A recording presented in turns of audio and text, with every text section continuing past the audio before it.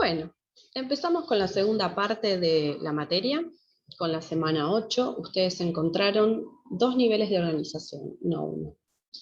En primer lugar, encontraron el nivel atómico. En el nivel atómico les contaba que hacemos referencia a los elementos o átomos, por más de que hay mucha variedad en el universo, nosotros sabemos que son aproximadamente 100 los que se han descrito y encontrado, y la combinación de ellos va a permitirnos encontrar un nuevo nivel de organización, que es el nivel molecular. Aún así, también vieron en el material que, por más de que hayan 100 opciones, más o menos, los seres vivos estamos principalmente formados por 6, y después hay otros elementos que tienen una presencia en menor proporción, pero que igualmente son importantes.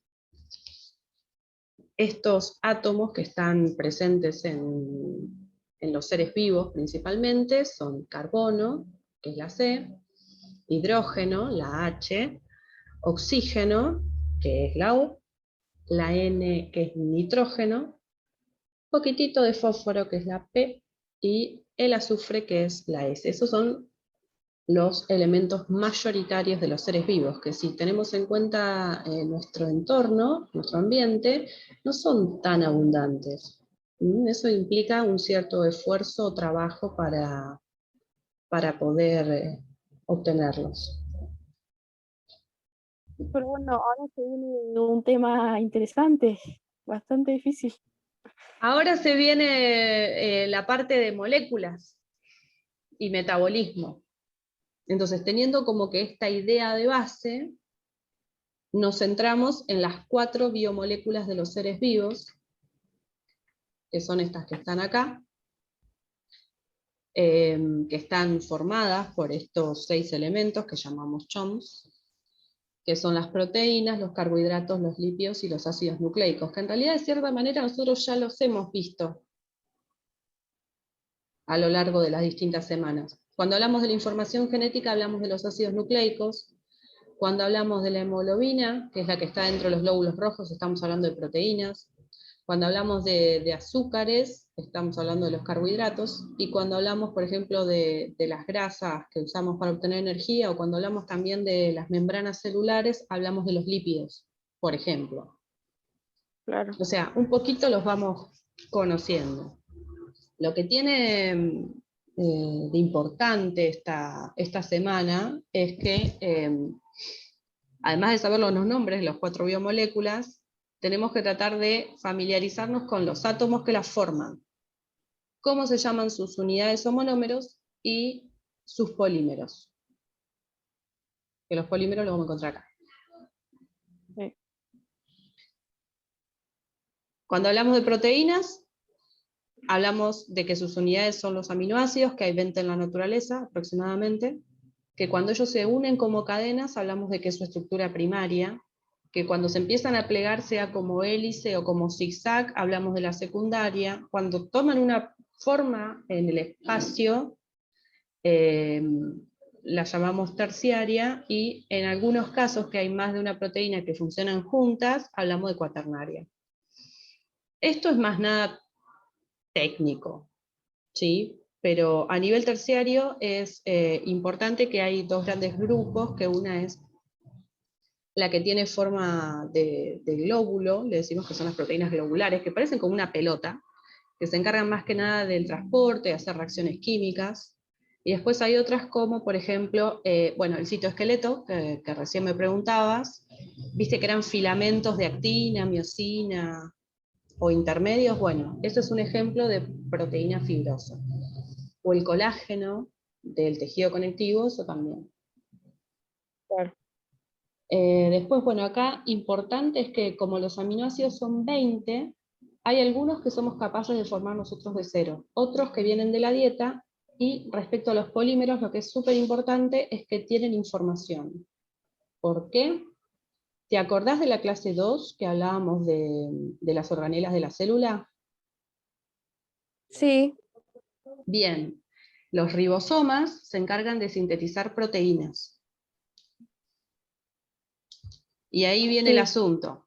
¿De dónde viene la información para sintetizar proteínas? De los ácidos nucleicos. Los ácidos nucleicos como polímero identificamos, por ejemplo, el ADN dentro del núcleo de las células eucariotas, o está libre en el caso de las procariotas.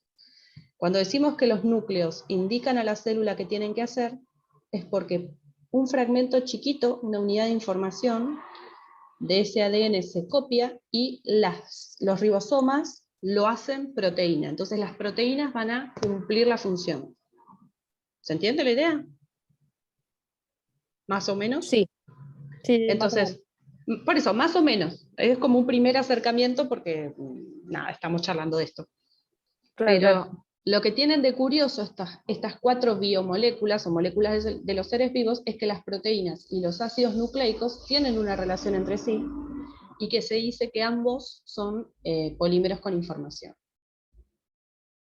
Y así hablamos también un poco de los ácidos nucleicos, recién, así rapidito y pronto, que otra cosa curiosa de los ácidos nucleicos es que, no sé si alguna vez escuchaste hablar de la energía de la célula, del ATP. No. Bueno, pronto vas a tener el gusto. Son moléculas que transportan energía en la célula y permitan que cosas del metabolismo ocurran. Por el momento con esa idea estamos bien.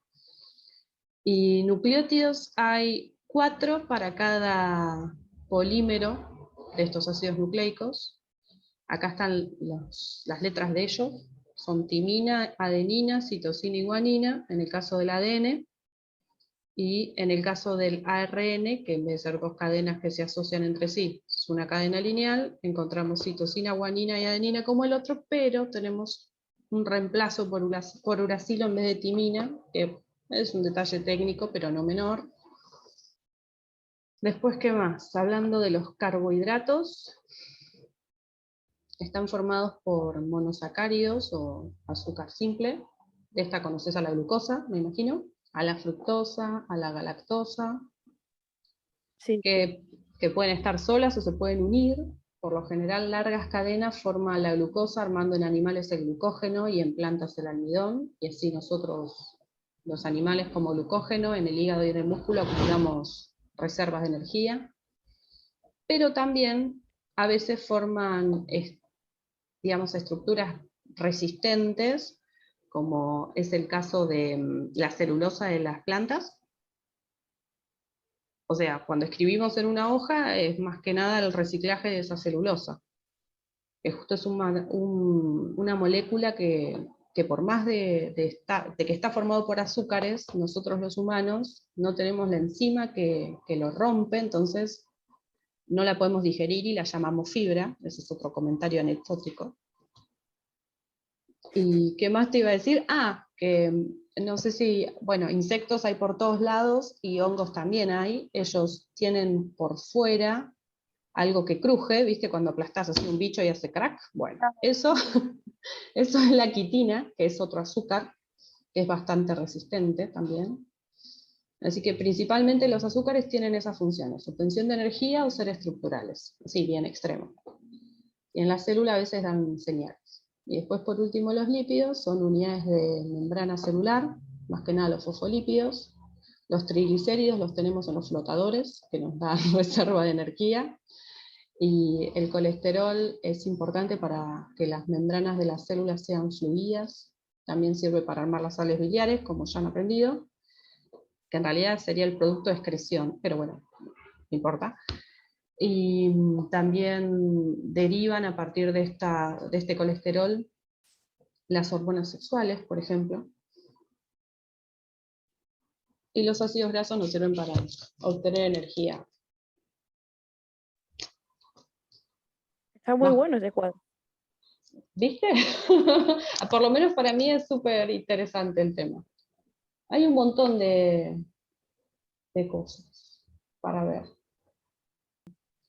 Lo que no me acuerdo si te dije es que los átomos, que era el nivel inicial, cuando se unen de una manera estable, que comparten componentes, pueden hacer lo que se llaman los enlaces covalentes, que eso es lo que nos permite saltar a el nivel de organización molecular. Pero a nivel molecular, que estamos viendo esta imagen, cuando hablamos de polímeros, entre esas unidades o esas moléculas hay uniones covalentes también.